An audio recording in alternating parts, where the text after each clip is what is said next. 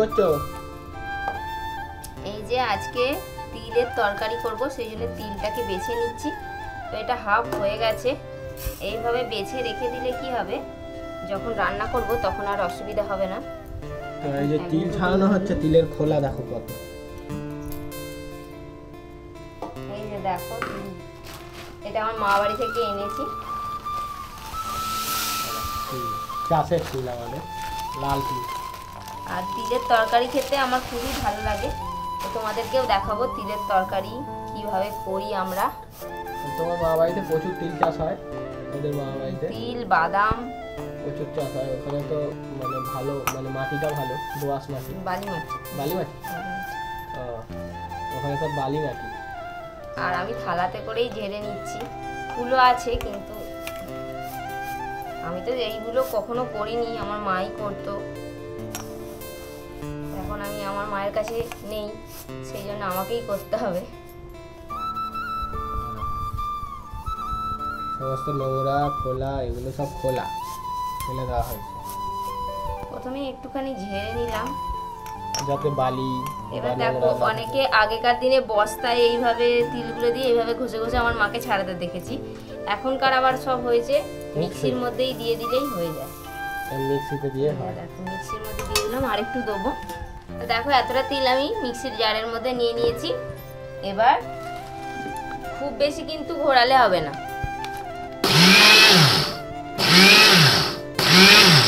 2-3 বার করে ঘোরাতে হবে। হাতে করে ভালো করে এইভাবে একটুখানি এ করে দিতে হবে।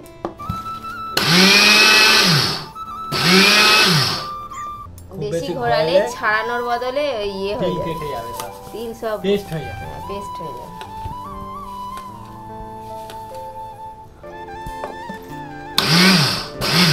আর রোদ্রে আগে শুকিয়ে নিলে আরো ভালো, তাড়াতাড়ি তিলের খোলাটা ছেড়ে। আগে তো যাতায়াতে মানুষ ছাড়াতো, এখন তো যাতায়াতে কেউ ছাড়ায় না। তো একটু সময় লাগে ছাড়াতে। ছাড়িয়ে রাখলে বেশ খাওয়া যায়। এই দেখো কি সুন্দর কতটা ছেড়ে গেছে, সাদা সাদা হয়ে গেছে। এবার এই খোলাগুলোকে আস্তে আস্তে কুলোর কাজ। দেখো কত খোলা।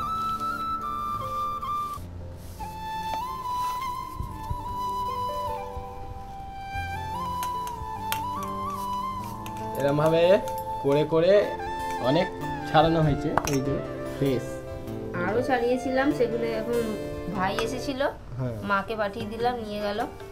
এই তিলটা যদি আবার একবার ধুয়ে নেয় জলে ছাড়ানোর পর, হ্যাঁ, তাহলে এই যে খোলাগুলো ভাসবে। রান্নার সময় ধুয়ে নিতে হবে। রান্নার সময় ধুয়ে নিতে হবে, তাহলে আমার হাতে কত খোলা লেগে আছে। আজকে আমরা যে তিলটা ছাড়ালাম, তো সেই তিলটা দিয়ে রান্না করব তিল পটল। তিল দিয়ে কিন্তু অনেক রকমের রান্না হয়, তিলের বড়া করে ঝাল হয়, আর খেতে কিন্তু খুব ভালো লাগে। এই যে এখানে পটল আমি কেটে রেখেছি, এইভাবে কেটে রেখেছি। এখানে আলুটাকে একটু লম্বা লম্বা করে কেটে নিয়েছি। আর ঢ্যাঁড়স আমাদের গাছে কটা ছিল, সেই ঢ্যাঁড়সগুলোও দিয়ে দিয়েছি। শুধু ঢ্যাঁড়স দিয়েও কিন্তু তিলের ঝাল করা যায়, পটল দিয়ে করা যায়, খুব সুন্দর খেতে। আজকে ঢ্যাঁড়স আর পটল দিয়েই হচ্ছে। ঢ্যাঁড়স আর পটল দুটো দিয়ে তিলের ঝাল হবে আজকে। তো তিলটাকে প্রথমে ধুয়ে নেব, তিল ছাড়িয়ে আমি রেখে দিয়েছি। এবার দেখো, তিলটা আমি ছাঁকনি করে ছেঁকে নিয়েছি, যা জল ছিল সেটা দিয়ে দিলাম। আর এখানে এখনো তিল আছে, আমি সেগুলো দিয়ে দেবো। তিল ধুয়ে পরিষ্কার করে এইভাবে বাটা হবে। আমরা মিক্সিতে ছাড়িয়েছি, সমস্ত তিলের খোসা কিন্তু এইভাবে ছাড়ানো যায় না, যতটা গেছে ততটাই ভালো। তো তোমরা চাইলে দোকানের যে সাদা তিলগুলো হয় সেটা দিয়েও করতে পারো, কিন্তু সেটার টেস্টের থেকে এটার টেস্ট বেশি ভালো হয়, তাই না বলো? হ্যাঁ, এটা হচ্ছে চাষের তিল, তো এর টেস্ট বেশি। এটা বড়া করে খেতে না, ভাতের সঙ্গে শুধু ভেজে খেতেই দারুণ লাগে। কালকে আমরা এই ভাজা দিয়ে ভাত খেয়েছি, শুধু ভাজা দিয়েই ভাত খাওয়া হয়ে যায়। এবার 4টে কাঁচা লঙ্কা আমি ধুয়ে নিয়েছি, তিলের মধ্যে দিয়ে দেবো। কাঁচা লঙ্কাটা এর সঙ্গে বেটে নিতে হবে।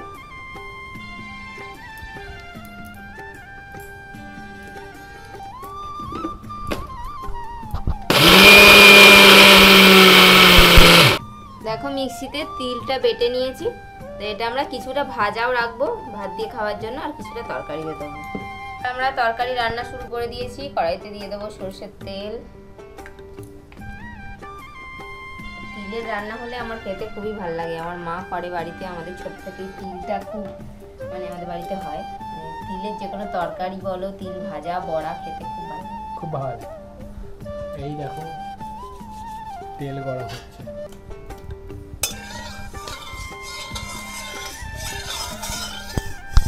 প্রথমেই আমরা পটলগুলো ভেজে নেব।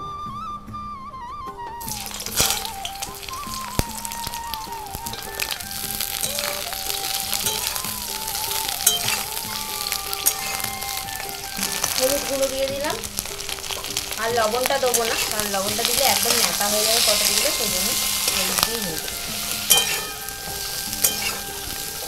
পটলগুলো ভাজা হয়ে গেছে, তুলে নেবো।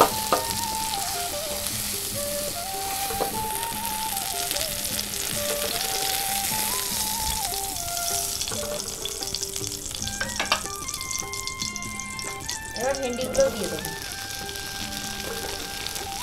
এগুলোকে একটু ভেজে নেবো। ঢ্যাঁড়সগুলো দেখো ভাজা হয়ে গেছে, এগুলোকেও তুলে নেবো। এবার কড়াই আরো একটু তেল দিয়ে দেবো। আমার সজকে দেখো দুষ্টু হয়ে কেমন ঘুমোচ্ছে। সারা রাত ঘুমিয়েছে, তাও আবার ঘুমোচ্ছে। এই সজু, সজু ওঠ। না, উঠতে হবে না, থাক। উঠলেই দুষ্টুমি করতে শুরু করবে। এবার লবণ দিয়ে দিলাম একটু। এবার কাঁচা লঙ্কা দেওয়া আছে বাটা, তো এর মধ্যে তিলটা দিয়ে ভাজবো।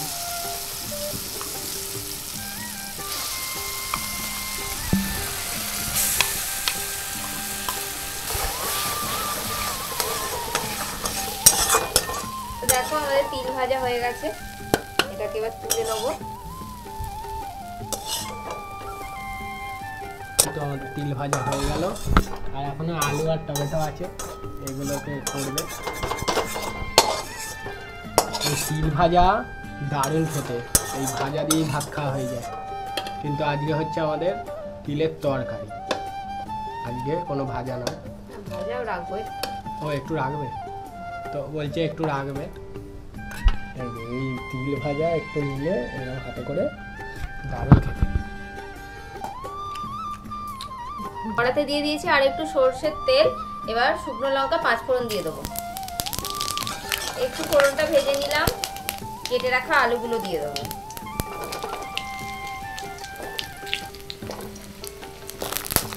এবার আলুগুলো একটু ভেজে নেব।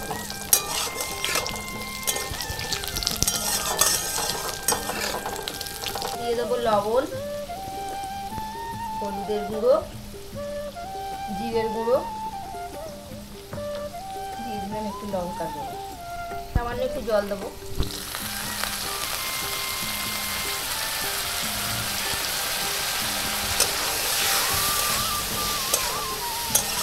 মশলাটা একটু ভালো করে কষিয়ে নেবো আলুর সঙ্গে। একটা টমেটোটাও দিয়ে দেবো।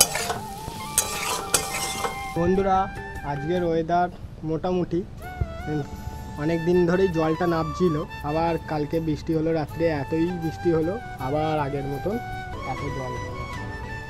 এই যে আমাদের সিঁড়িটা পুরো কানায় কানায় আবার আগের মতো জল নেমে গেছিলো অনেকটাই, আবার কালকে বৃষ্টি হয়ে এই অবস্থা। তো এবার বুঝতে পারছি না যে কবে জল কমবে আর কবে আমরা আবার বাইরে কাঠের জালে রান্না করব।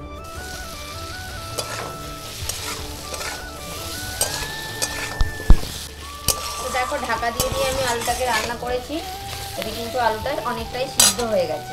এইবার পটল দিয়ে দিলাম,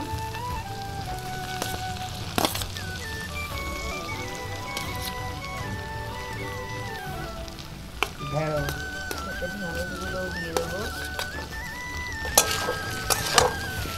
এবার সব কিছুকে মশলার সাথে একটু কষিয়ে নেবো।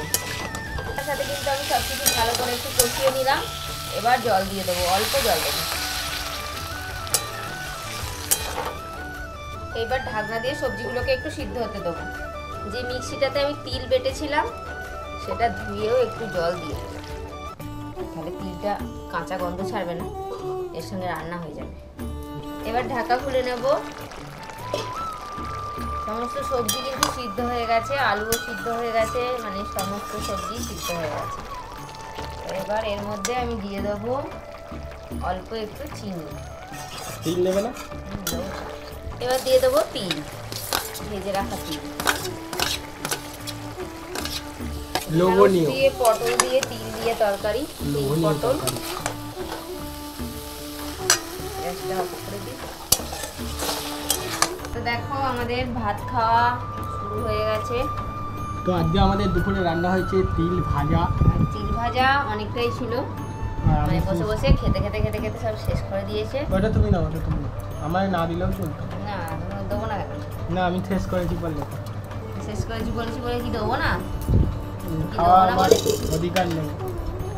না অধিকার তোমার নেই তো, অধিকার আমার আছে। আমি তো সব খেয়ে নিই রান্না করে। আমি খেয়েছি বলেই তো তুমি বললে, আবার তো আমি কি তোমাকে বলেছি খেয়েছো? হ্যাঁ রান্নাটা করে তো আমি খেয়ে নিচ্ছি সব কিছু। আর এখানে হচ্ছে আমাদের তিলের তরকারি। এখন তোমাদের বৌদি ভাত বেড়ে নিচ্ছে, এরপর খাওয়া দাওয়া স্টার্ট হবে। তিল দিয়ে ভাতটা মাখি, আগে মেখে খাই।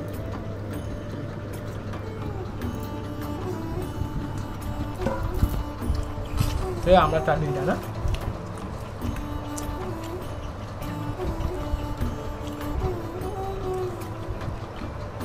তো আজকে আমাদের দুপুরের মেনু হচ্ছে এই যে পটল আলু। টমেটোগুলো খাবে না, ফেলে দেবে না? টমেটোগুলো খাবো না, টমেটোগুলো ফেলে দেবে না, আমাকে দিয়ে দেবে।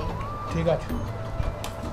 তো আমি টমেটো খাই না খুব একটা ভালো, মোটামুটি খাই। ওই টমেটো কী সব বানায় বলে ওরা, ঝাল, কি ঝাল টমেটো, আমি খাই না। এটা হচ্ছে আমার একদম ফেভারিট। তিল ভাজা হলে ওটা দিয়েই ভাত খাওয়া হয়ে যায়। তিলের বড়ার তরকারি, তোমরা যদি বলো তিলের বড়ার তরকারি দেখাতে দেখাবো, হেভি খেতে হয়।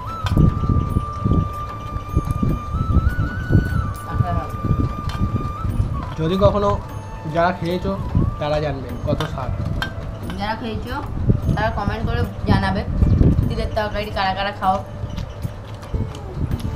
আর যারা খাওনি তারা চাষের তিল যদি খুঁজে পাও করে খেয়ে দাও, বলবে তখন কিন্তু আমাদের বলবে। আমি একটু তরকারি দিয়েই খাচ্ছি এখন, ভাতটা মেখে নিই। তরকারিটা একদম তেল ভাসছে, নিরামিষ তরকারিতে যদি একটু বেশি করে তেল দেয় খেতে আরও বেশি স্বাদ হয়, তেল একটু ভাসে। আমি খুব একটা তেল দিই না, তাও আজকে তরকারিটা একটু তেল দেওয়া হয়ে গেছে। দারুণ দারুণ দারুণ টেস্ট।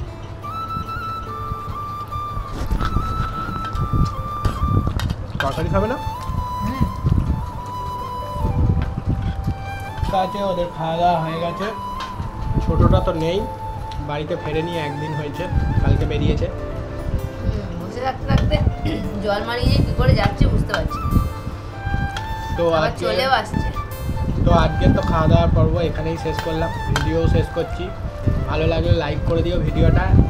কেমন লাগলো কমেন্ট করে জানাবে আজকে রান্না, আর লাইক করে দাও। তো আজকে আমাদের এখানে শেষ করছি, দেখা হবে পরের ভিডিও। Tata tata.